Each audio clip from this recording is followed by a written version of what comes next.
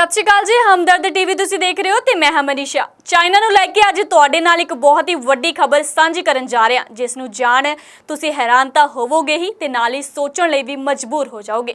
ਜੀ ਹਾਂ, ਚੀਨ ਦੇ ਮਾਹਿਰ ਇਸ ਸਮੇਂ ਕਾਫੀ ਮੁਸ਼ਕਿਲਾਂ ਦੇ ਵਿੱਚ ਫਸੇ ਹੋਏ ਨੇ, ਜਿਸ ਨੂੰ ਲੈ ਕੇ ਲਗਾਤਾਰ ਮੀਟਿੰਗਾਂ ਹੋ ਰਹੀਆਂ ਨੇ। ਆਖਿਰ ਕੀ ਮਾਮਲਾ ਹੈ, ਆਓ ਤੁਹਾਨੂੰ ਦੱਸਦੇ ਹਾਂ ਸਾਡੀ ਇਸ ਖਾਸ ਰਿਪੋਰਟ ਦੇ ਵਿੱਚ। ਚੀਨ ਦੇ ਵਿੱਚ ਜਨਸੰਖਿਆ ਵਾਧਾ ਦਰ ਨੂੰ ਲੈ ਕੇ ਮਾਹਰ ਲਗਾਤਾਰ ਚਿੰਤਾ ਜਤਾ ਰਹੇ ਨੇ। ਉਹਨਾਂ ਦੀ ਇਹ ਚਿੰਤਾ ਹਾਲ ਹੀ ਦੇ ਵਿੱਚ ਜਾਰੀ ਹੋਏ ਜਨਸੰਖਿਆ ਦੇ ਅੰਕੜਿਆਂ ਦੇ ਬਾਅਦ ਤੋਂ ਹੋਰ ਜ਼ਿਆਦਾ ਵੱਧ ਗਈ ਹੈ, ਜਿਨ੍ਹਾਂ ਤੋਂ ਪਤਾ ਚੱਲਿਆ ਹੈ ਕਿ ਚੀਨ ਦੇ ਵਿੱਚ ਪਿਛਲੇ ਸਾਲ ਜਨਸੰਖਿਆ ਵਾਧਾ ਦੀ ਦਰ 1960 ਦੇ ਦਹਾਕੇ ਦੇ ਬਾਅਦ ਸਭ ਤੋਂ ਘੱਟ ਰਹੀ। ਜਨਸੰਖਿਆ ਵਾਧਾ ਦਰ ਨਾਲ ਜੁੜੀ ਚਿੰਤਾ ਦੇ ਕਾਰਨ ਹੀ ਚੀਨ ਦੀ ਸਰਕਾਰ ਨੇ ਜਨਸੰਖਿਆ ਕਾਬੂ ਲਈ ਦਹਾਕੇ ਪਹਿਲਾਂ ਬਣਾਈ ਵਨ ਚਾਈਲਡ ਪਾਲਿਸੀ ਨੂੰ 2016 ਦੇ ਵਿੱਚ ਖਤਮ ਕਰ ਦਿੱਤਾ ਸੀ।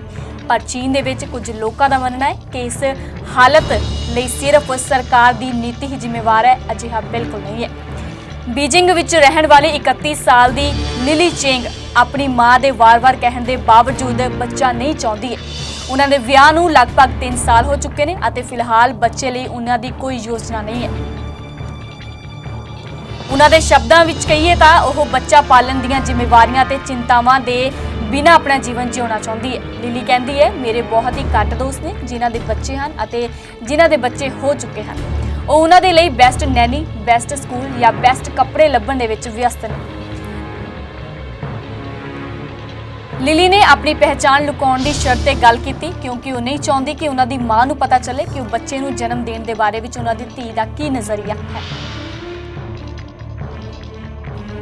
ਲਿਲੀ ਦੇ ਅਨੁਸਾਰ ਉਹਨਾਂ ਦੀ ਮਾਂ ਨੂੰ ਇਹ ਜਾਣ ਕੇ ਬੁਰਾ ਲੱਗੇਗਾ, ਪਰ ਦੋ ਪੀੜ੍ਹੀਆਂ ਦੇ ਵਿੱਚ ਬੱਚਾ ਪਾਲਣ ਨੂੰ ਲੈ ਕੇ ਮਤਭੇਦ ਇਸ ਵੱਲ ਇਸ਼ਾਰਾ ਕਰਦਾ ਹੈ ਕਿ ਚੀਨ ਦੀ ਸ਼ਹਿਰੀ ਆਬਾਦੀ ਦੇ ਵਿੱਚ ਬੱਚਾ ਪੈਦਾ ਕਰਨ ਨੂੰ ਲੈ ਕੇ ਨਜ਼ਰੀਆ ਕਿਸ ਤਰ੍ਹਾਂ ਨਾਲ ਬਦਲ ਚੁੱਕਿਆ ਹੈ ਅਤੇ ਇਸ ਨਾਲ ਜੁੜੇ ਅੰਕੜੇ ਇਸ ਹਾਲਤ ਦੀ ਪੁਸ਼ਟੀ ਕਰ ਰਹੇ ਨੇ।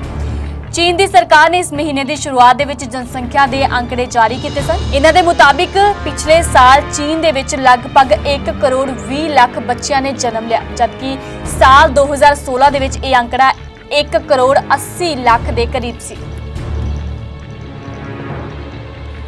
ਜਾਣਕਾਰਾਂ ਦੇ ਮੁਤਾਬਿਕ ਇਸ ਹਾਲਾਤ ਵਿੱਚ ਬਜ਼ੁਰਗਾਂ ਦੀ ਸੇਵਾ ਕਰਨ ਦੇ ਲਈ ਵੀ ਲੋਕ ਨਹੀਂ ਰਹਿਣਗੇ। ਅਜਿਹੀ ਹਾਲਤ ਦੇ ਵਿੱਚ ਦੇਸ਼ ਦੇ ਉੱਤੇ ਸਿਹਤ ਅਤੇ ਸਮਾਜਿਕ ਦੇਖਭਾਲ ਦੀ ਜ਼ਿੰਮੇਵਾਰੀ ਜ਼ਿਆਦਾ ਵੱਧ ਜਾਵੇਗੀ। ਚੀਨ ਦੇ ਵਿੱਚ ਰਾਸ਼ਟਰੀ ਸੰਖਿਆਇਕੀ ਬਿਊਰੋ ਦੇ ਪ੍ਰਮੁੱਖ ਨਿੰਗ ਚੀਜੇ ਨੇ ਇੱਕ ਪ੍ਰੋਗਰਾਮ ਦੌਰਾਨ ਕਿਹਾ ਕਿ ਚੀਨ ਦੇ ਵਿੱਚ ਜਨਮ ਦਰ ਘੱਟ ਹੋਣ ਦੇ ਪਿੱਛੇ ਦੇਸ਼ ਦੀ ਆਰਥਿਕ ਅਤੇ ਸਮਾਜਿਕ ਵਾਧਾ ਵੀ ਇੱਕ ਅਹਿਮ ਵਜ੍ਹਾ ਹੈ। ਜਿਵੇਂ-ਜਿਵੇਂ ਦੇਸ਼ ਵਿਕਸਿਤ ਹੁੰਦੇ ਜਾਂਦੇ ਨੇ, ਉੱਥੇ ਆਮ ਤੌਰ ਉੱਤੇ ਜਨਮ ਦਰ ਵਿੱਚ ਕਮੀ ਵੇਖੀ ਜਾਂਦੀ ਹੈ, ਕਿਉਂਕਿ ਲੋਕ ਸਿੱਖਿਅਤ ਹੁੰਦੇ ਜਾਂਦੇ ਨੇ। ਮਤਲਬ ਉਹ ਆਪਣੇ ਕਰੀਅਰ ਅਤੇ ਦੂਜੀਆਂ ਚੀਜ਼ਾਂ ਦੇ ਬਾਰੇ ਵਿੱਚ ਜ਼ਿਆਦਾ ਸੋਚਣ ਲੱਗਦੇ ਨੇ। ਚੀਨ ਦੇ ਗੁਆਂਢੀ ਦੇਸ਼ਾਂ ਦੀ ਗੱਲ ਕਰੀਏ, ਜਿਵੇਂ ਜਾਪਾਨ ਅਤੇ ਦੱਖਣ ਕੋਰੀਆ ਨੇ ਵੀ ਪਿਛਲੇ ਕੁਝ ਸਾਲਾਂ ਦੇ ਵਿੱਚ ਜਨਸੰਖਿਆ ਵਾਧਾ ਦਰ ਵਿੱਚ ਕਾਫੀ ਗਿਰਾਵਟ ਦੇਖੀ ਹੈ। ਬਾਵਜੂਦ ਇਸ ਦੇ ਕਿ ਉੱਥੇ ਦੀਆਂ ਸਰਕਾਰਾਂ ਕਪਲ ਨੂੰ ਅਤੇ ਬੱਚੇ ਪੈਦਾ ਕਰਨ ਲਈ ਸਰਕਾਰੀ ਯੋਜਨਾਵਾਂ ਦੇ ਮਾਧਿਅਮ ਤੋਂ ਪ੍ਰੇਰਿਤ ਕਰ ਰਹੀਆਂ ਨੇ।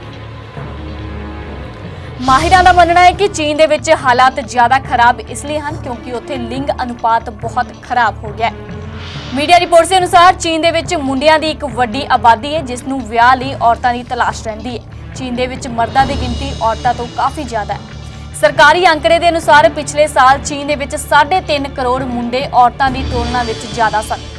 ਮੰਨਿਆ ਜਾਂਦਾ ਹੈ ਕਿ ਇਹ ਚੀਨ ਦੁਆਰਾ ਜਨਸੰਖਿਆ ਕਾਬੂ ਲਈ ਬੇਹੱਦ ਸਖਤਾਈ ਨਾਲ ਅਪਣਾਈ ਗਈ ਵਨ ਚਾਈਲਡ ਪਾਲਿਸੀ ਦਾ ਨਤੀਜਾ ਹੈ, ਜਿਸ ਨੂੰ 1979 ਦੇ ਵਿੱਚ ਲਾਗੂ ਕੀਤਾ ਗਿਆ ਸੀ।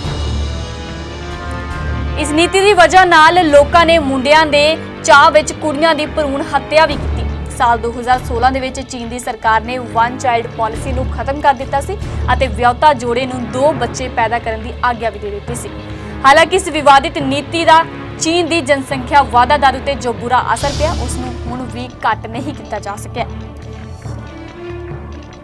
ਚੀਨੀ ਮਾਹਰ ਕਹਿੰਦੇ ਨੇ ਕਿ ਸਰਕਾਰ ਨੇ ਨੀਤੀ ਤਾਂ ਬਦਲ ਦਿੱਤੀ, ਪਰ ਇੱਕ ਪਰਿਵਾਰ ਨੂੰ ਜਿਸ ਤਰ੍ਹਾਂ ਦਾ ਆਰਥਿਕ ਅਤੇ ਸਮਾਜਿਕ ਸਮਰਥਨ ਮਿਲਣਾ ਚਾਹੀਦਾ ਹੁੰਦਾ ਹੈ, ਉਸ ਦੇ ਬਾਰੇ ਵਿੱਚ ਸਰਕਾਰ ਨੇ ਕੁਝ ਨਹੀਂ ਕੀਤਾ। ਉਹ ਕਹਿੰਦੇ ਨੇ ਕਿ ਮਹਿੰਗਾਈ ਦੇ ਇਸ ਦੌਰ ਦੇ ਵਿੱਚ 2 ਬੱਚੇ ਪਾਲਣਾ ਉਂਝ ਵੀ ਆਸਾਨ ਨਹੀਂ ਰਹਿ ਗਿਆ, ਕਿਉਂਕਿ ਚੀਨ ਦੇ ਵਿੱਚ ਮਹਿੰਗਾਈ ਪਿਛਲੇ ਕੁਝ ਦਹਾਕਿਆਂ ਤੋਂ ਬਹੁਤ ਹੀ ਤੇਜ਼ੀ ਦੇ ਨਾਲ ਵੱਧ ਗਈ ਹੈ।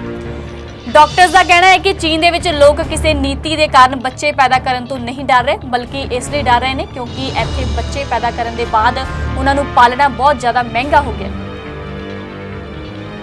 ਹੁਣ ਲੋਕ ਨਿੱਜੀ ਗਰੋਥ ਉੱਤੇ ਜ਼ਿਆਦਾ ਧਿਆਨ ਦੇ ਰਹੇ ਨੇ। ਚੀਨ ਦੇ ਵਿੱਚ ਵੀ ਇਹ ਮੰਨਿਆ ਜਾਂਦਾ ਹੈ ਕਿ ਬੱਚੇ ਦੀ ਦੇਖਭਾਲ ਮੁੱਖ ਤੌਰ ਤੇ ਮਾਂ ਦੀ ਜ਼ਿੰਮੇਵਾਰੀ ਹੈ। ਚੀਨ ਦੇ ਵਿੱਚ ਬੱਚਾ ਪੈਦਾ ਹੋਣ ਉੱਤੇ ਮਰਦਾਂ ਨੂੰ 15 ਦਿਨ ਦੀ ਛੁੱਟੀ ਦੇਣ ਦੀ ਨੀਤੀ ਹੈ, ਪਰ ਘੱਟ ਹੀ ਮੁੰਡੇ ਅਜਿਹਾ ਕਰਦੇ ਨੇ।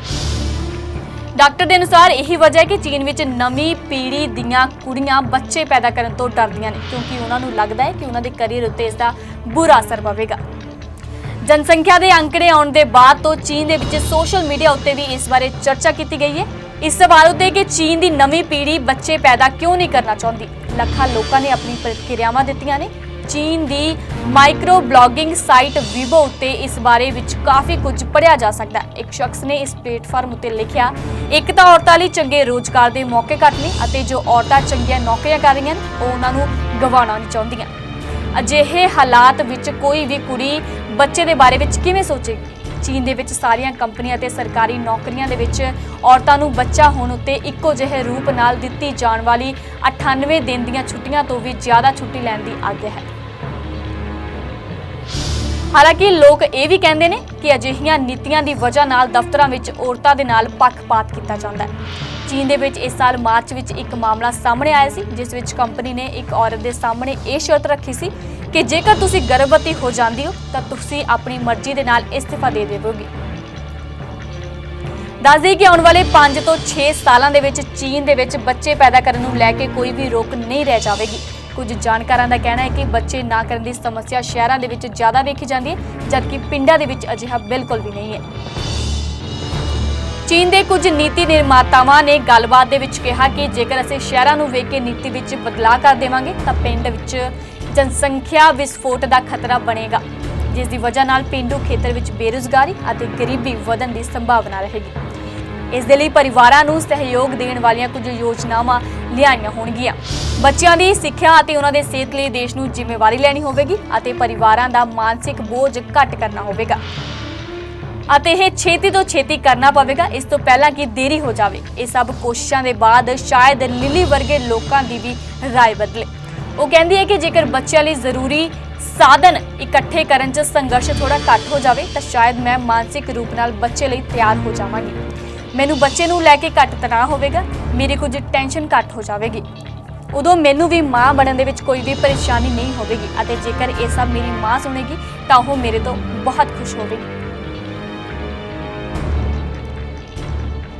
ਸੋ ਇਹ ਸੀ ਖਾਸ ਜਾਣਕਾਰੀ ਚਾਈਨਾ ਬਾਰੇ ਜੋ ਅੱਜ ਅਸੀਂ ਤੁਹਾਡੇ ਨਾਲ ਸਾਂਝੀ ਕੀਤੀ। ਤੁਹਾਨੂੰ ਕਿਵੇਂ ਦੀ ਲੱਗੀ ਸਾਨੂੰ ਕਮੈਂਟ ਕਰਕੇ ਜ਼ਰੂਰ ਦੱਸਣਾ। ਇਸੇ ਤਰ੍ਹਾਂ ਹਰ ਇੱਕ ਅਪਡੇਟ ਲੈ ਕੇ ਰੂਬਰੂ ਹੁੰਦੇ ਰਵਾਂਗੇ। ਜੁੜੇ ਰਹੋ ਹਮਦਰਦ ਟੀਵੀ ਦੇ ਨਾਲ।